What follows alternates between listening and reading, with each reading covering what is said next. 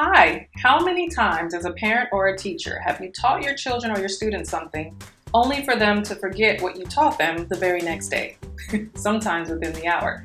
Or yourself, how many times have you forgotten a project or an appointment or where you put your keys? Well, in this video, we're going to talk about strategies for memory. By the end of the video, you'll be able to describe 4 types of memory, explain how specific games support memory, and you'll be able to describe at least 5 teaching and learning strategies for memory. I'm Dr. Cara, I'm an educator, and I'm here to educator to you. So let's go ahead and begin with types of memory. We're going to look at 4 different types of memory. That's long-term memory, which is remote memory. Those are things that have been rehearsed, such as your own name, members of your family names, or maybe a pet that you had when you were 5, information that has been used over time. We also have short-term memory. Now this is recent memory, so it's new things. So the things you're learning in this video, maybe things you learned from the last video that was last week, or any information you're learning throughout the day. So anything in the last few minutes, hours, or days would be considered short-term memory. Next, we have immediate or working memory. Now this memory is current. It's when you're keeping track of things mentally. So as I'm talking to you right now, you're using your working memory to remember that I've told you about long-term memory, short-term memory, and immediate or working memory so far. Finally, we have prospective or future memory. Now this memory is when you have to remember things that are in the future, such as doctor's appointments, all of your children's activities, projects that are due, people's birthdays that are happening like in a couple weeks. Anytime you have to remember things that are happening in the future, this is considered prospective memory. So one more time, we have long-term, short-term, immediate, and prospective memory. So a few things can cause damage to your ability to remember things, such as a traumatic brain injury, a brain tumor, or various diseases that affect the brain. Now, if you want to know more about traumatic brain injury, I will put a link here to the video that I did in the Disability Overview series, and it's all about traumatic brain injury and different educational tips to help anyone who may have had a traumatic brain injury. So, let's see if you can describe 4 types of memory. I believe in you. Let's see. I'll give you a few hints. Do you remember all 4 types? Okay, so the cloud right here is for long-term memory. You may have remembered the picture of the cloud from when I was describing the 4 different types of memory. Short-term memory is the clock. I wanted you to remember a clock because it has to do with minutes and hours and days. Then we have working memory. Now working memory, I use the little man that's working out at the top to remind you that this is when you're currently exercising your brain to remember the information that's happening. And then we have future or prospective memory. So I used a calendar for that to remind you that you need to schedule things in your planner for in the future. Hopefully you remembered all 4. But if it's not, it's okay. You'll have more chances to review. We're going to move on to advantages of games. Games can support visual memory. They can help working memory while you're playing the game. Of course, they increase critical thinking, problem solving, turn-taking skills, socialization if you're playing with other people, and of course, they're fun. So let's look at a few games that can help support memory. So first we have a classic game, the game of Uno. I'm sure a lot of you have played Uno. Now, this helps memory because it's helping with concentration, so it's causing the student or the child or the adult to focus on the game at hand. You have to focus on the cards that have been played by other people as well as the cards in your hand. You need to remember, okay, what strategy am I using? Okay, did they already put down these cards? Ooh, I remember they don't have any more yellow cards. There's a lot of working memory happening as well as strategy and critical thinking. Next, we have the game of matching. You may have remembered playing this as a young child, where you lay cards out face down, and then you take turns flipping over 2 cards to try to find the matches. Now, this is a game that younger children usually play, but it can be fun for adults as well, and you can scatter the cards out to make it more difficult or keep them in nice, neat rows like this so that it's less challenging. Now, this is called rebus. This is when we're using different words and coming up with a puzzle. So number 1 has the word talk really small. So this box, the answer is small talk. Do you get that? You see what they did there? Now, if we look at number 2, we have the word feet written 3 times on the left. So we have 1 foot forward because they wrote the word feet forward, and we have 2 feet written backwards. So it's 1 foot forward, 2 feet back. That's the phrase that they're trying to show with this rebus puzzle. Number 3, we have the word get written upwards and the word go written regular horizontal. So this one is get up and go. So the point of these puzzles is to help you remember catchphrases or little phrases that we use throughout speech. So number 4, I'm a little bit stumped. So if you could please let me know in the comments if you can figure out what number 4 is, because I can't seem to figure that one out. If you figure out number 4, put it in the comments. Next, we have one of my personal favorites, which is Sudoku. Now with Sudoku, you have to figure out numbers 1 through 9 in every single box, as well as across each row and down each column. This game helps with visual spatial memory because you need to remember where the numbers were placed, where you placed new numbers, as well as strategy and critical thinking to figure out which numbers are possible to go in the different boxes.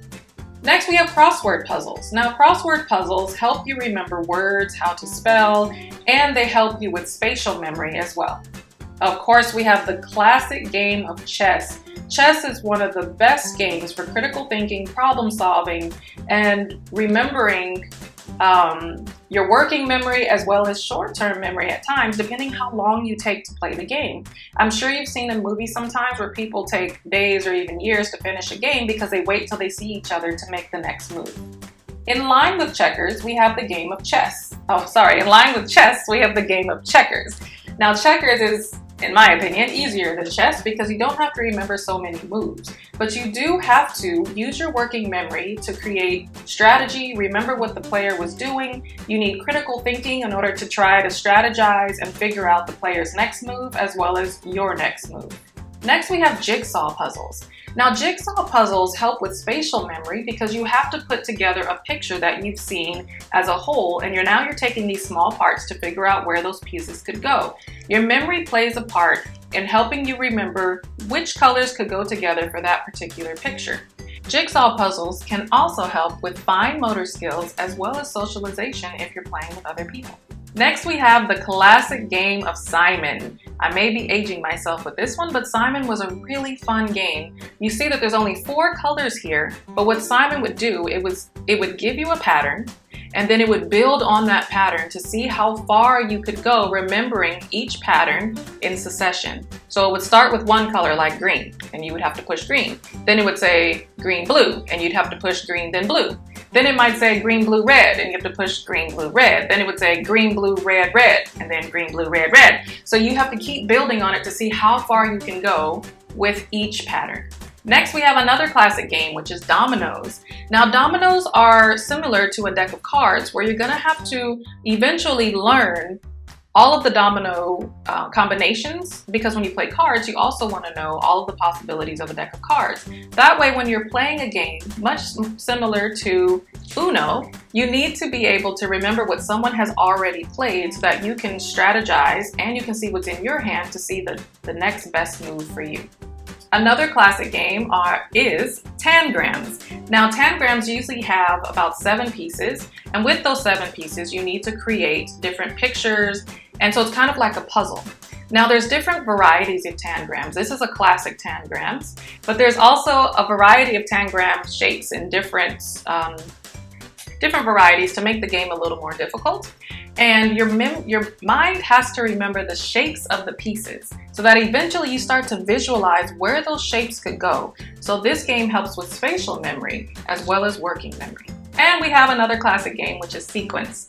This game is great for children to start learning how to take turns as well as looking for the possible strategy that they could use, which is working memory, looking at what other people have played on the board, etc. So I'm sure you're seeing that with gameplay, you're learning a lot about visual memory or spatial memory, as well as socialization with other people. And the key component of games is that it improves concentration. When you're able to concentrate on particular things and really focus your concentration, then it's going to improve your memory. A pop quiz. Okay, so let's see how you do on this quiz. The first question is you're going to describe 4 types of memory. And then you want to try to explain how some games can support memory. So let me give you a few hints. So as we had before, we have the same pictures. Do you remember what the cloud was for? Yes, it was for long-term memory. And I'm gonna go out of order for a second. Do you remember what the calendar picture was for? Yes, the calendar is for future or prospective memory. What about the swimmer? Swimming reminds you of, yes, exercise, which is your working memory. And we have the little clock over there in the corner. Yes, that is for short-term memory, things you learned in the past few minutes, hours, or days. Now, in terms of games, do you remember how games can support memory? They improve concentration. They help with critical thinking. They also help with spatial memory and visual memory. Yes, they improve your working memory because you have to remember the rules of the game. You have to remember what has been played by other people. You have to work on strategy. There's so many things that can happen when you're playing games. Hopefully you did well with that pop quiz. Now I want you to remember when it comes to gameplay, you can have games at any time. As a family, you can have some of these games in your house and you just say, hey, let's have game night. Let's pull out some of these games. Let's play Uno together, or let's play Scrabble, or let's play Sequence if you have younger kids. You could even come up with your own Simon by yourself. You could write down a whole list of like a pattern, and then you can see who can remember the pattern the best by, you could say, okay, my first one is apple. And then someone says, okay, apple. And then the next one is apple banana. And so then the next person has to say apple banana. And then it says like apple banana pear. And then they have to remember apple banana pear. So by the time you get to apple banana pear, kiwi, strawberry, lemon, orange, and then they have to remember, ooh, apple banana, strawberry, kiwi, lime, pear, orange. I don't even know if I did that right this time. But you can make Simon a game yourself as a family. You can also, as a classroom teacher, have these games in your classroom. So you're encouraging children to learn through gameplay when they finish their work early. Instead of them just going and drawing or getting more extra work, they can go and play these games that will improve their memory and improve their concentration. So try to make time for gameplay structured into family time, structured into the classroom, or if you're an adult, make gameplay time for yourself. I happen to love games, and I actually have right here. I love puzzles and logic puzzles, so I have like some of these logic puzzles where you have to try to figure out the answers to these different puzzles inside of here. I love logic puzzles. And another puzzle that I absolutely love doing are called Hanji or Griddlers, or some people call them nanograms. So you have to look at the squares and figure out which squares you have to color in. So this is also helping with memory, concentration, visual memory, spatial memory. And I have one of these in my purse. So whenever I have to wait in line or whatever, I have a puzzle to do.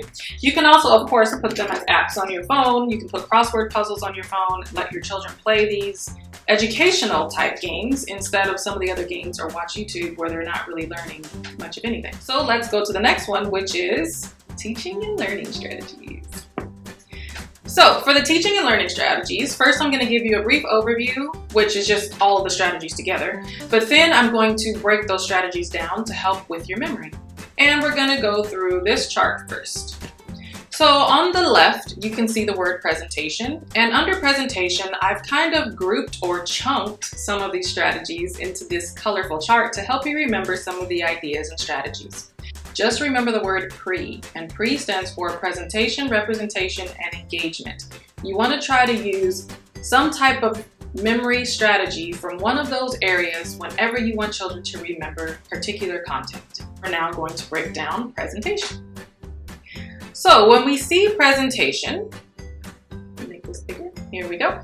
Okay, so presentation involved rehearsal, repetition, which we're used to doing. Whenever we learned multiplication tables back in the day, we had to constantly repeat our multiplication tables. 5 times 5 is 25. 5 times 6 is 30. 5 times 7 is 35. I'm sure a lot of you remember that. Now, that's not the most effective way to actually learn the information. You can use rehearsal and repetition for just rote memorization, but we also want them to understand those concepts. Okay, so for chunking information, you can kind of see I chunked the information when I had the pre-chart and I had everything in color. And we also have rhyming, which you learn a lot as a child. There's so many rhymes that we've learned, and we have some of those things here, so I'll go over that in a second. And then next is music. So I put all of this under presentation because how do we teach children? So we teach them things by singing and rhyming over and over and over and over. How many of you know the song Baby Shark? I'm sure everybody on here has heard Baby Shark, and if you haven't, good for you! I know all of us parents with younger children, and anyone who has seen younger children has probably heard Baby Shark doo doo doo doo doo doo, Baby Shark doo doo doo doo doo doo, and we just sing it all the time. We even have a bedtime story for my girls upstairs that's called Baby Shark Goes to Bed. It's all about I brush my teeth, do do do do do do, brush my teeth, and then like it goes through the whole routine of what you do before you go to bed, but it's to the tune of Baby Shark. We also have the alphabet. So as children, you've learned, well, I will say children in the United States and children who learned English, you usually learned A, B, C, D, E, F, G, and you might have learned it from Sesame Street. Shout out to the 80s babies. But you learn to sing the alphabet. You may not have known what a letter was when you saw that letter, but you knew how to sing the song. You knew how to sing A, B, C, D, E, F, G because it was a lot of repetition and rehearsal. We also added in the music component so that it went to a rhythm and you were able to just kind of sing through it. Next, we have the number song about Once I Caught a Fish Alive. Again, I hear all of these on YouTube when they're doing the nursery rhymes, but this all teaches children. 1, 2, 3, 4, 5. Once I caught a fish alive. 6, 7, 8, 9, 10. Then I let it go again. We just be singing all these songs, and children just sing along, and they don't realize that they're actually counting to 10. But when it's time for them to sit down and say 1, 2, 3, 4, 5, they're like, oh, that went with the song. And so things start to go back into their memory because of singing that song. So children learn all of these different songs, and they learn, my daughter's always singing a cleanup song about clean up all the children. So they're learning about routines of cleaning up by singing a song. So one way to enhance memory is by putting things to a song, putting things together that rhyme so that the rhymes help chunk the information together. Now, I really might be dating myself with this one, but if I asked you to remember, I need to click this. If I ask you to remember the numbers at the bottom, 8, 6, 7, 5, 3, 0, 9. Now let's say in 20 minutes I asked you to remember those numbers.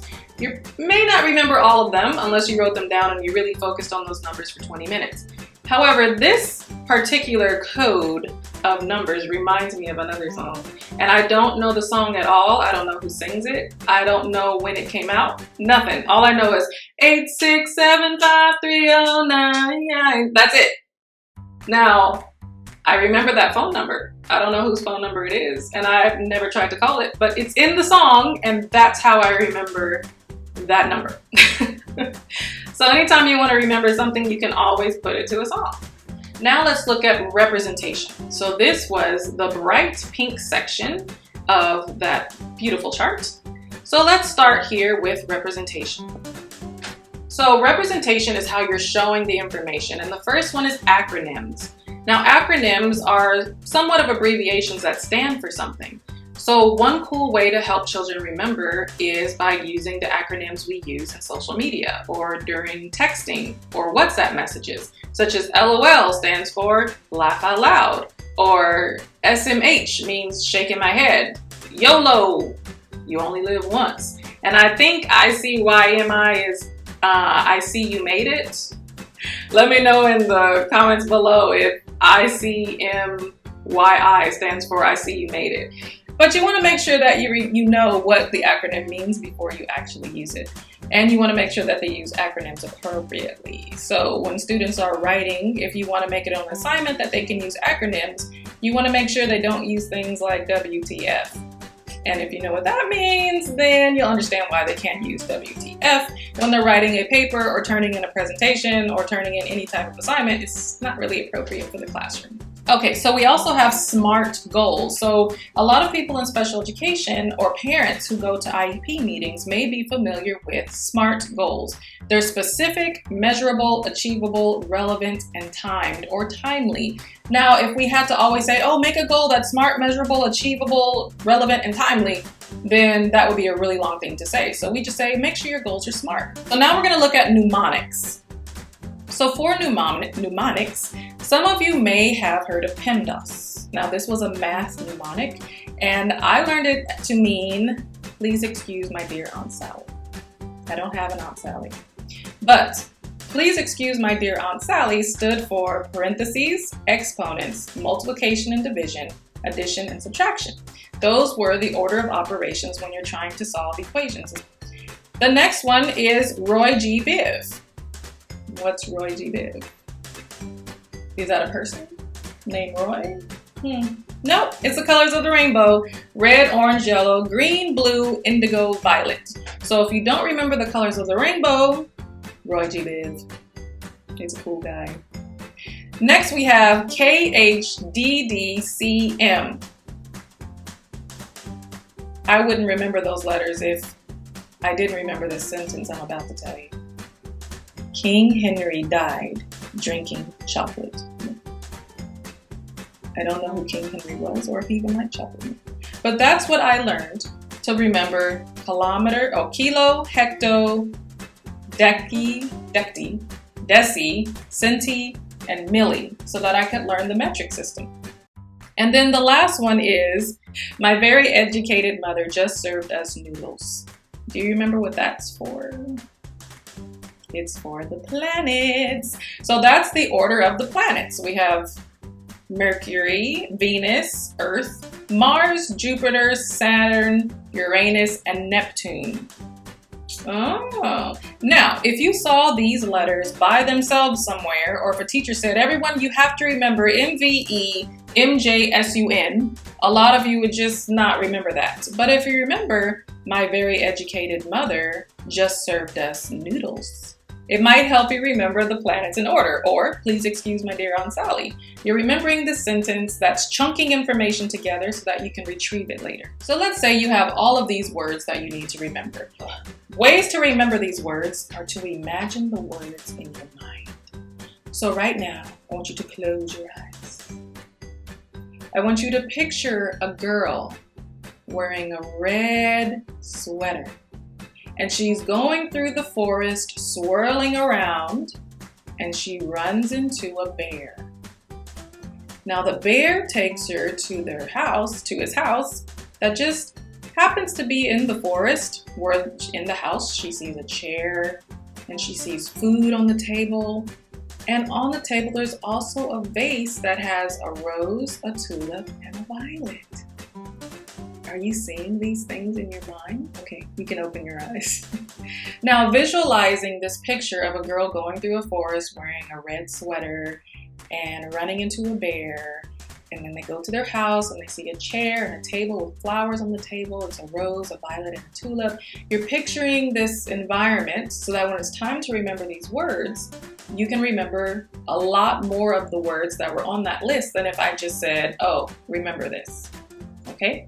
Same thing for shopping. If you need to go shopping and you picture the dish that you're going to make because you forgot your shopping list, and you can say, I was going to make chicken with potatoes and vegetables. You can close your eyes and you can say, okay, so I know I need a chicken. I know I need some pepper and some Lowry seasoning salts. And I know I need some rosemary or some thyme or some oregano. Okay, so that's for the chicken. And then for the potatoes, I'm going to need some butter, unless you're vegan.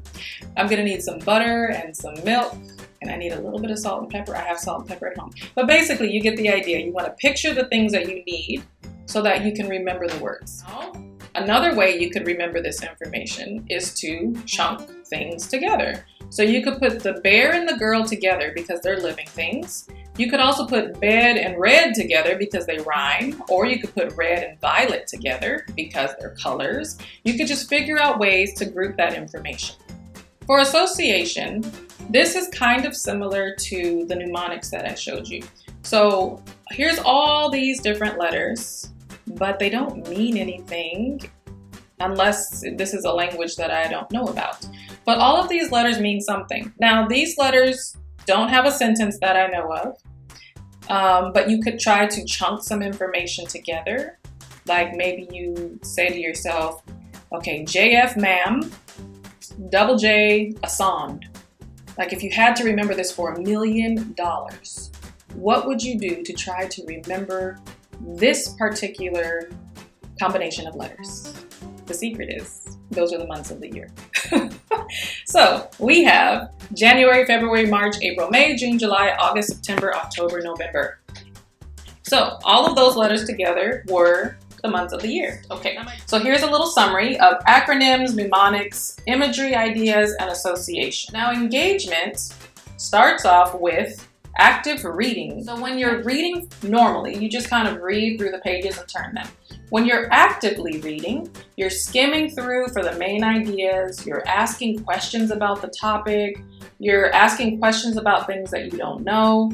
You want to read any multiple choice questions ahead of time so that while you're reading, you can look for those answers along the way. So you want to read, recite, recall, you're asking yourself comprehension questions, you're writing notes in the margins, you're using highlighters and Post-its, and you're actively engaged in the reading process. This goes collaboratively with prime the memory. So prime the memory is it's similar to active reading, but it doesn't have to be about reading. So when we started this video, I asked you about the memory of your students, yourself, or your children. And I also asked you about how do you remember things throughout the day or something like that at the beginning. So you knew starting this video that this video was going to be about memory. So while you're going through this video, your mind is able to say, okay, I'm taking in everything that's about memory. Now, if I told you at the beginning that this was going to be about Sesame Street, then you would be looking for things that had to do with Sesame Street throughout the video because I was trying to prime your memory for the topic at hand. Teaching others. Now, this is a super important strategy, and Albert Einstein here on the right says it best. If you can't explain it simply, you don't understand it well enough. So a lot of times as parents, as adults, and as teachers, we often feel like we need to do the teaching for our students or our children. But it's so effective to allow children to teach each other. So not necessarily being a tutor per se, but let the child get in front of the class and share what they know about something. Or have them come and explain a topic that you just taught to the class to make sure that they understand the concept. If they're able to tell you about a particular topic, that means they understand and it will help their memory. If they're not able to explain what they're doing, chances are that they don't fully understand or comprehend what's happening in the classroom or at home. So really allow children, allow other adults to explain what they know about a particular topic. The next part is just a summary of that chart one more time in case you want to look. You learned about all of these things already. And remember the word pre is for presentation, representation, and engagement. And these are all various teaching and learning strategies that can support memory. Do you remember what this blue box means? You've seen the blue box 2 times now. Yes, the blue box is for a quiz. But for those of you who might have test anxiety, I changed the word quiz to knowledge check. So now you don't have to feel like it's a quiz. So first, try to describe the 4 types of memory. Go. You need a hint? Okay, here's your hint. So remember the cloud was for long-term memory. The little exercising person, working memory, correct. That's what you're using right now to try to remember all this information from the video. The calendar was for prospective memory, things that are going to happen in the future. And the clock over there was for short-term memory, things that you learned in the last few minutes, hours, days, etc. So if you were able to remember what all of these symbols stood for, it means your short-term memory is working during this video. Okay, can you explain how some games support memory? Here's a few games to remind you. Yes, so chess might have reminded you that it helps with visual and spatial memory. It also helps with critical thinking and problem solving. And then we have Scrabble that can help remind you how to spell things correctly. You have Rubik's Cube here at the bottom. This one's a little more complicated than the normal 9 by 9 by 9 by 9 by 9 cube that we normally see. And we have the jigsaw puzzles that can help with fine motor skills, spatial memory, visual memory, working memory. All of these games help with working memory. There's so many advantages to playing games. And then the last one is, can you describe at least 5 teaching and learning strategies that support memory? There was a chart with 12, and I'm trying to get you to remember. Well, here's a little hint.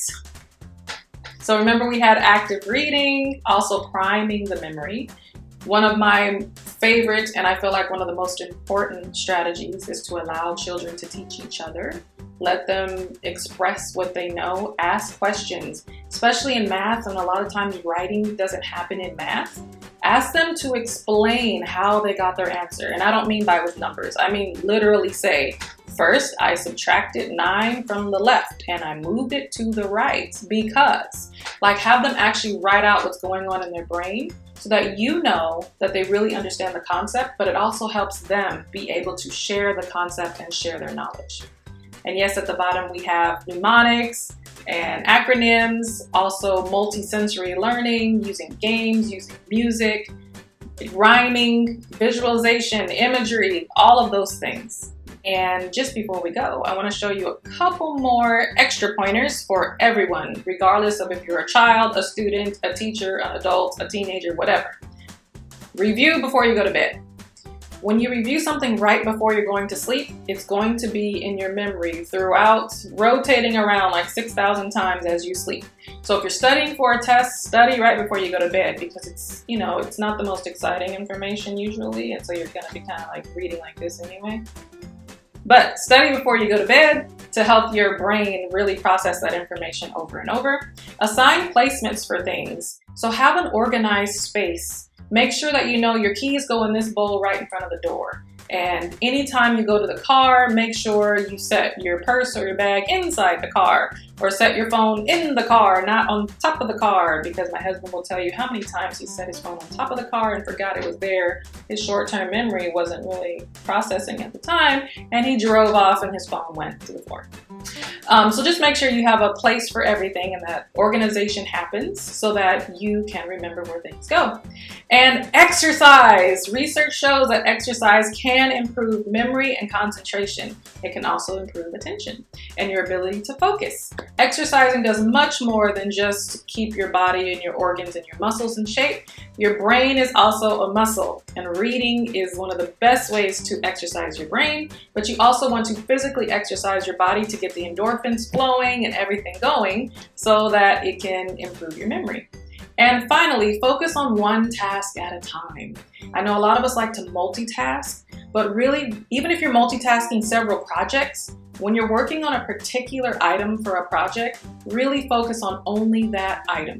Try not to focus on several items from several projects at the same time, and this will help your memory by just focusing on one thing at a time.